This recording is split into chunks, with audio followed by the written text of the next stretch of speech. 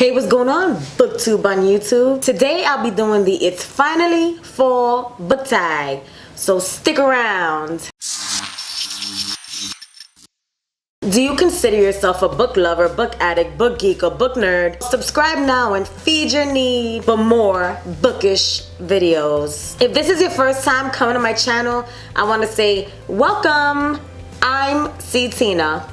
So today I'll be doing the It's Finally Fall book tag, and I'm in New York City and it's really already, you can start feeling that winter is about to creep up. It is freezing, like my hands are like ice right now. I can't believe I went outside to walk my dog and I had like my winter coat on. Like, that was crazy. I'm not ready for winter, I tell you that. Today's Finally Fall book tag was actually created by Tall Tales, and I will be putting a link to Tall Tales' video in my description. So let's get right into it. Question number 1. In fall, the air is crisp and clear. Name a book with a vivid setting. For me, that would have to be Meet Me in Barcelona by Maurey Carter. Like, while reading this book, you can actually see exactly where they are, and the writing and the descriptions and all the adjectives. I think adjectives are so important in a book, and this book is full of them. Like, it makes you feel like you're actually there. And this is one of those books that I say that I actually experienced. Like, I didn't just read it, I experienced this book, and this book is amazing. So this is definitely a book with a vivid setting. Number 2, nature is beautiful but also dying.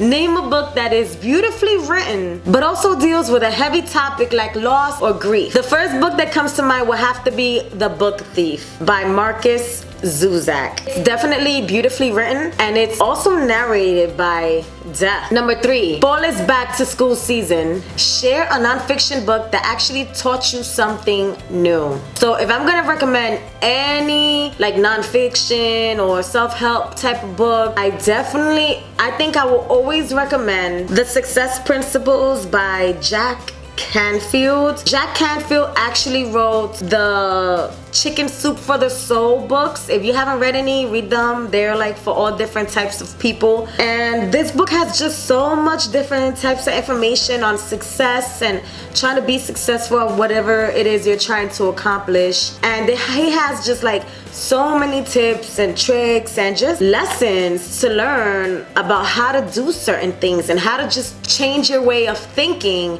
Because if you think about it, to get something you never had, you actually have to do something you've never done. And this kind of helps you along the way to change your thinking, change your mindset, and just become a better person overall. And I love this book. I only read it once, and it's definitely a book that I do want to reread. Number 4, in order to keep warm, it's good to spend some time with the people that we love. Name a fictional family, household, or friend group that you'd like to be a part of. Now, this is an interesting question. I really took some time to think about the answer to this one. And I have to say, I wish I was part of that Harry Potter friendship group, because I love all of the, like, I'm always curious about like the magic and how all of that works. And you know, although of course I know it's fictional, but it would be so cool to be a part of that group and go to Hogwarts with everybody and grow up with them. I mean, that would have been kind of cool, right? I mean, think about it. They went on so many crazy adventures. Number 5,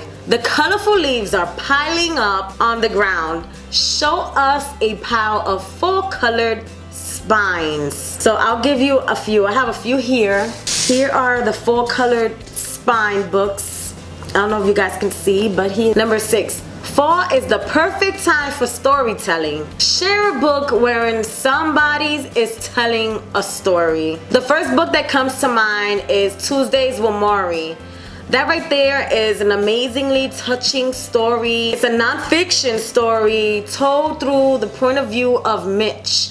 And he speaks about his friendship with Maurey. who's an elderly man, who's an old man, and he ends up being diagnosed with ALS. And this book, he talks about love, he talks about relationships, he talks about life in general, how he sees it from a point of view of a man his age. I believe he was in his 80s at the time. Sadly, Maurey had passed away. The nights are getting darker. Share a dark, creepy read. I gotta tell you guys, a dark, creepy read that took me forever to get through.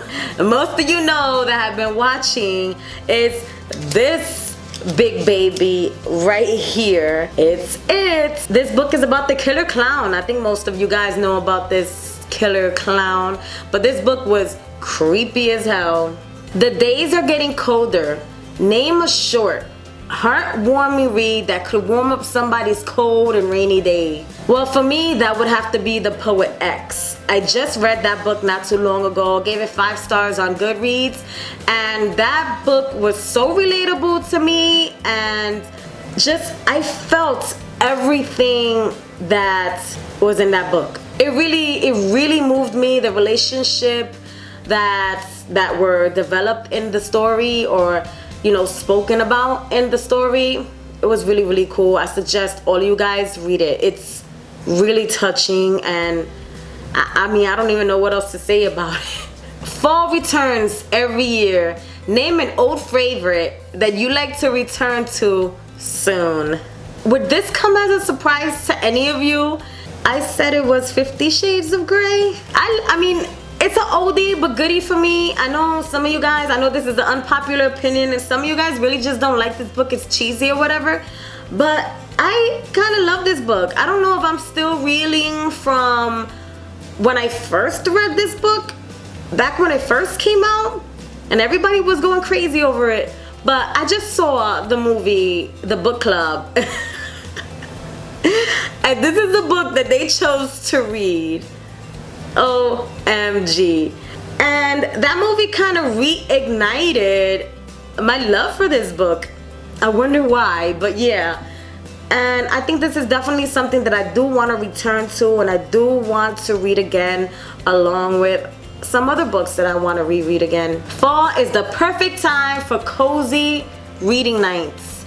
Share your favorite cozy reading accessory. My favorite cozy reading accessory, I'm gonna show you guys. I think everybody had one of these, because whoever made this made so much money, and it would be this. I love my Snuggie. Yo, honestly, see, it's a Snuggie. Honestly, this blanket right here is really like warm and cozy. Like, I love this. This is what I like to, but I don't actually wear it like this though. Is that weird? I wear it the other way around, like a jacket. Let's see. See? This is how I like to wear it. So I can wrap it around like a robe. How about that? Stylish, right?